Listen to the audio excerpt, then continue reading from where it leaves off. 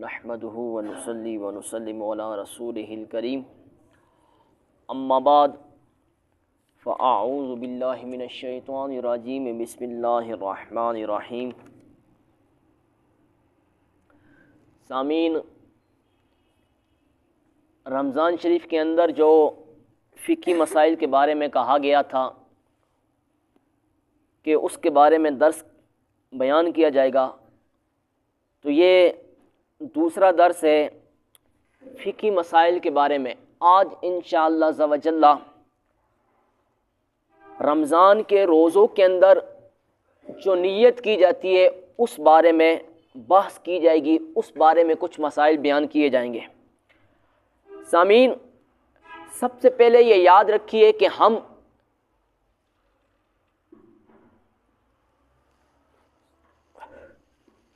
روزہ رکھتے ہوئے یہ نیت کرتے ہیں وَبِصَوْمِ غَدٍ نَوَيْتُ مِنْ شَهْرِ رمضان۔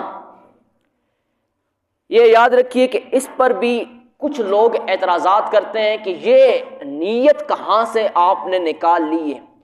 سب سے پہلے یہ یاد رکھیے کہ نیت جو ہے نا وہ دل کے ارادے کا نام ہے، دل کے قصد کا نام ہے۔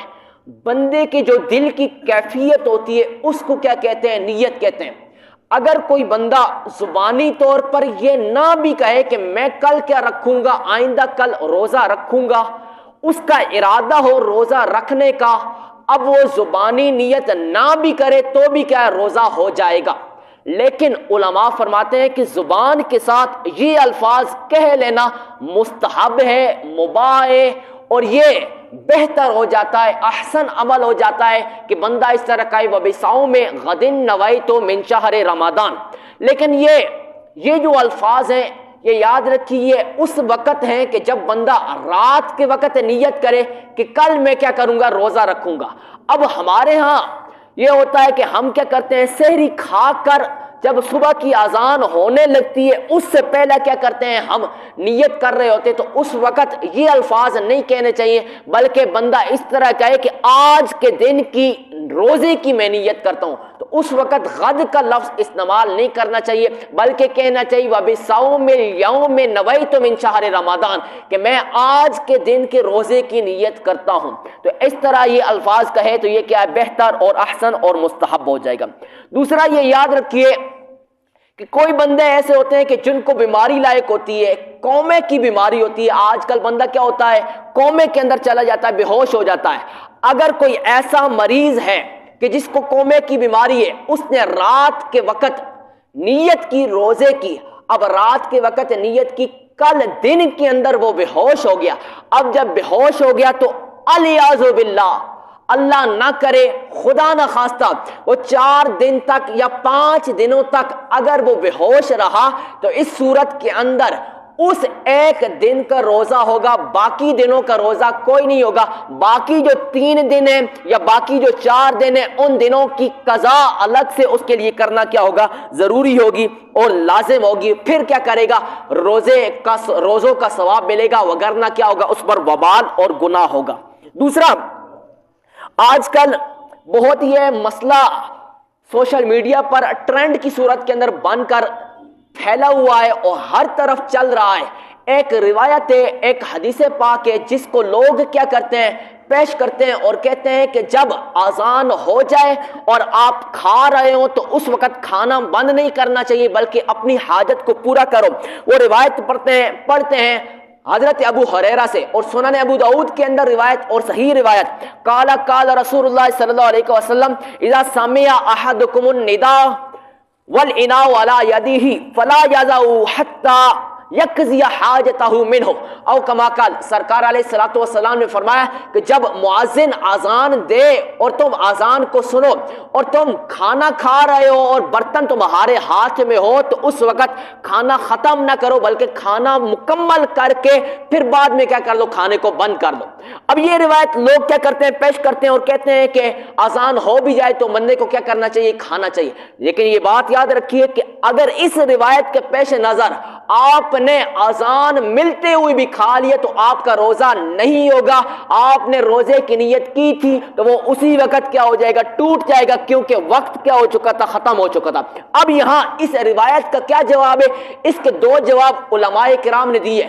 پہلا جواب کیا محقق وہ ہے کہ عہد نبوی کے اندر نبی پاک علیہ الصلوۃ والسلام کے دور اقدس کے اندر دو اذانیں دی جاتی تھیں.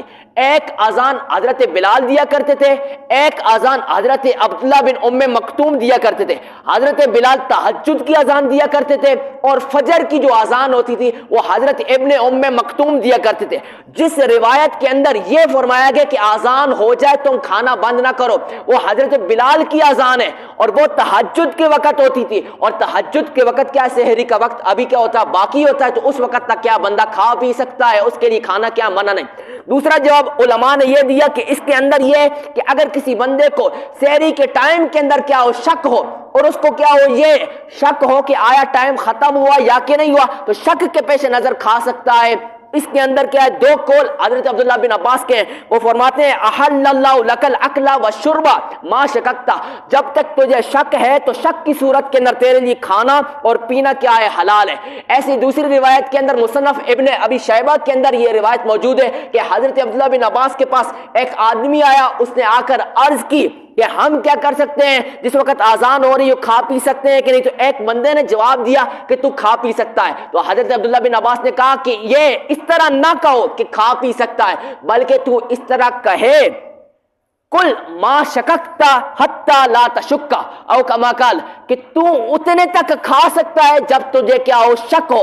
ہاں اگر تیرا شک ختم ہو جائے, تجھے کیا ہو جائے, یقین ہو جائے کہ اب کیا ہے, ٹائم ہو چکا ہے, ختم ہو چکا ہے, سحری بند ہو چکی ہے, پھر کیا کر دے, کھانا ختم کر دے, بند کر دے. آج کل ہمارے جو ٹائم ٹیبل بنے ہوئے ہوتے ہیں, ان ٹائم ٹیبلوں کے مطابق اذان کا جو وقت ہوتا ہے وہ داخل ہو جاتا ہے. فجر کا وقت کیا ہو گیا, جب داخل ہو گیا تو پھر کیا کرتا ہے, مؤذن اذان دیتا ہے. تو اب جب مؤذن اذان دیتا ہے تو اب سادہ لوگ عوام کو یہ روایت لوگ پیش کر کے سنا کر ان کو بہکانے کی کوشش کرتے ہیں کہ تم کیا کرو, اس روایت کے مطابق کھا پی سکتے ہو, تمہارے لیے کھانا کیا ہے, جائز ہے, حلال ہے.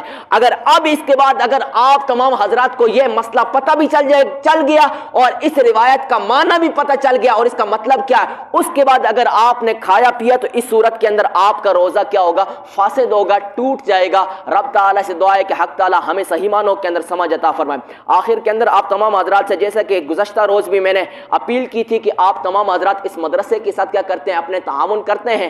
آج بھی ہمارا نمائندہ اور ادارے کے استاد ہیں, وہ باہر بیٹھے ہوئے ہیں. آپ تمام حضرات اپنا صدقہ و خیرات ملا کر اپنے اعزاء و اقربا کے لیے ایصال ثواب کی کوشش کیجیے. واخر دعوانا الحمدللہ.